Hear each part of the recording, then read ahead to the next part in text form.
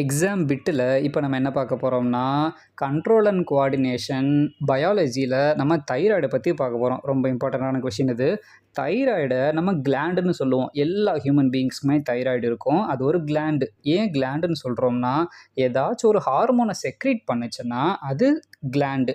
இங்கே thyroid gland thyroxine அப்படின்ற ஹார்மோனை சுரக்கும். அது எப்படி கரெக்டாக இந்த டைமில் தைராக்சின் அப்படின்ற ஹார்மோனை சுரக்கும்? அதுக்கு ஒரு காரணம் இருக்குது. பிட்யூட்டரி கிளாண்டு அது டிஎஸ்ஹெச் அப்படின்றத சுரக்கும்.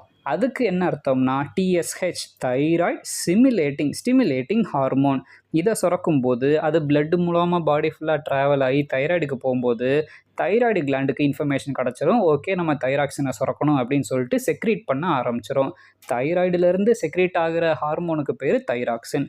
இந்த தைராக்சின் ஹார்மோனு கம்மியாக செக்ரீட் ஆச்சுன்னா அதுக்கு பேர் ஹைப்போ தைராய்டிசம். இதை நம்ம எப்படி மேனேஜ் பண்ணலாம், எப்படி கண்ட்ரோல் பண்ணலாம்? அயோடைஸ்டு சால்ட், அந்த அயோடின் கண்டென்ட் தான் ரொம்ப முக்கியம். அயோடைஸ்டு சால்ட்டை அதிகமாக எடுத்துக்கிறது மூலமாக ஹைப்போ தைராய்டிசமை சரி பண்ணிட முடியும். இது அந்த தைராக்சின் ஹார்மோன் அதிகமாக சுரந்துச்சுன்னா அதுக்கு பேர் ஹைப்பர் தைராய்டிசம். இது எப்படி நம்ம மேனேஜ் பண்ணலாம்? அதே அயோடின் தான் இம்பார்ட்டண்ட்டான ஃபேக்டரு. அந்த அயோடைஸ்டு சால்ட் அயோடின் கண்டென்ட்டை கம்மியாக எடுத்துக்கிறது மூலமாக, ரெடியூஸ் பண்ணுறது மூலமாக ஹைப்பர் தைராய்டிசமை நம்ம மேனேஜ் பண்ண முடியும்.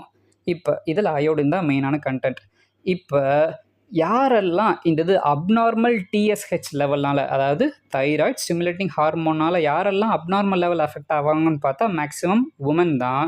மென்சுரேஷன் பீரியடில் இருக்கவங்க, பர்த் டைம் கிவிங் பர்த் அந்த பீரியடில் இருக்கிறவங்க, இல்லாட்டி மெனோபாஸ் பீரியடில் இருக்கவங்க இதனால் அஃபெக்ட் ஆவாங்க. அதாவது டிஎஸ்ஹெச் அதிகமாகவும் போகலாம், கம்மியாகவும் போகலாம். அதிகமாக போச்சுன்னா டிஎஸ்ஹெச் அதிகமாக போச்சுன்னா தைராக்சின் அதிகமாக சுரக்கும், ஹைப்பர் தைராய்டிசம். டிஎஸ்ஹெச் கம்மியாச்சுன்னா அது ஹைப்போ தைராய்டிசம்.